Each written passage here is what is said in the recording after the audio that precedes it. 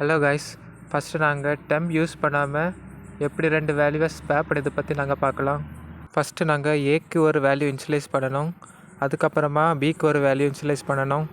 அதுக்கப்புறமா a, b = b, a போட்டிங்கன்னா அது ஆட்டோமேட்டிக்காக ஸ்வாப் ஆகிடும். இப்போ நாங்கள் கன்சோல் லாக் யூஸ் பண்ணி அவுட்புட் என்ன வந்திருக்குன்னு பார்க்கலாம். நமக்கு இப்போ ஸ்வாப் பண்ண மாதிரி வேல்யூஸ் கிடச்சிருக்கு. இப்போ நாங்கள் அடுத்து பார்க்க போகிற டாபிக் அரே. இப்போ நமக்கு ஒரு அரே கிடச்சா அதில் இருக்க மேக்ஸிமம் நம்பரையும் மினிமம் நம்பரையும் நாங்கள் அவுட்புட்டில் பிரிண்ட் பண்ண போகிறோம். இப்போ நாங்கள் அரேன்னு ஒரு வேரியபிள் எடுத்து அதில் கொஞ்சம் வேல்யூஸை ஸ்டோர் பண்ணலாம். இப்போ நான் ஒரு மேக்ஸ்னு ஒரு மேத் ஃபங்க்ஷன் யூஸ் பண்ண போகிறேன். இது என்ன பண்ணுன்னா அரேயில் இருக்க ஹையஸ்ட் நம்பரை தானாலே தனியாக ஒரு வேரியபிளை எடுத்து தந்துடும். அதே மாதிரி மினிமம் வேல்யூ கண்டுபிடிக்க மின்னு ஒரு மேத் ஃபங்க்ஷன் யூஸ் பண்ணுவேன். இப்போ நாங்கள் கன்சோல் லாக் யூஸ் பண்ணி அவுட்புட் என்ன வந்திருக்குன்னு பார்க்கலாம். இதே மாதிரி நிறைய மேத் ஃபங்க்ஷன் ஜாவாஸ்கிரிப்டில் உண்டு. இப்போ எங்கள் அவுட்புட்டில் 5 1 வேல்யூ அவுட்புட் கிடச்சிருக்கு. இப்போ நாங்கள் அடுத்து பார்க்க போகிற டாபிக் ஒரு அரேயில் ஒரு வேல்யூ இருக்கா இல்லையான்னு பார்க்க போகிறோம். ஃபஸ்ட்டு அரேன்னு ஒரு வேரியபிளில் நமக்கு தேவையான டேட்டா டைப்ஸை ஸ்டோர் பண்ணலாம். இப்போ கண்டென்ட்ஸ்னு ஒரு வேரியபிள் எடுக்க போகிறோம். அது வந்துட்டு ட்ரூவாக ஃபால்ஸான்னு சொல்லும். ஒரு வேல்யூ இருந்தால் ட்ரூன்னு சொல்லும், அந்த வேல்யூ இல்லைன்னா அது ஃபால்ஸ்னு சொல்லும். நான் இந்த ப்ரோக்ராமில் 3 இருக்கா இல்லையான்னு கோடுகிட்ட கேட்குறேன். இப்போ நமக்கு அவுட்புட்டில் ட்ரூ கிடச்சிருக்கு, அதாவது அந்த வேல்யூ இருக்குன்னு நமக்கு சொல்லுது.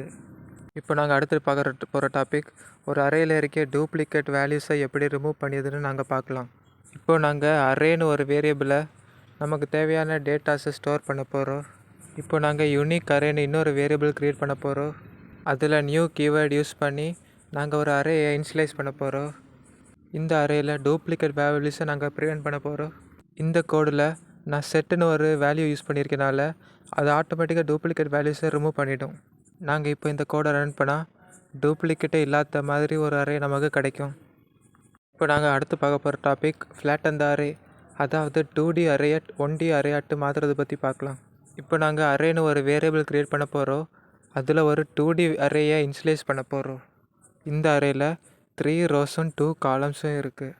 இப்போ நாங்கள் 1D அரே வேல்யூ ஸ்டோர் பண்ணக்கு ஃப்ளாட் அரேன்னு இன்னொரு வேரியபிள் க்ரியேட் பண்ண போகிறோம்.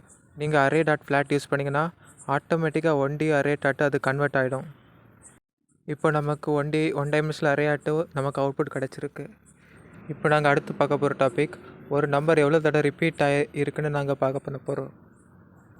இப்போ நாங்கள் யூஸ்வலாக பண்ண மாதிரி அரேன்னு ஒரு வேரியபிள் க்ரியேட் பண்ண போகிறோம்.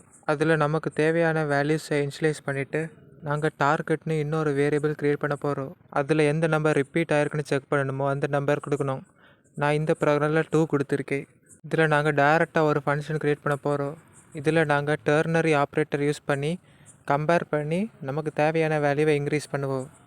ஜாவாஸ்கிரிப்டில் நாங்கள் கம்பேர் பண்ணக்கு எப்போல்லாம் 3 யூஸ் பண்ணணும், 2 யூஸ் பண்ணக்கூடாது. இந்த கோடுக்கு ஃப்ரீக்வன்சி ஆஃப் ஏ நம்பர்னு இன்னொரு பேரும் இருக்குது. இப்போ இந்த ப்ரோக்ராத்தில் நம்பர் 2 3 தடவை ரிப்பீட் ஆகிருக்குன்னு சொல்ல வருது.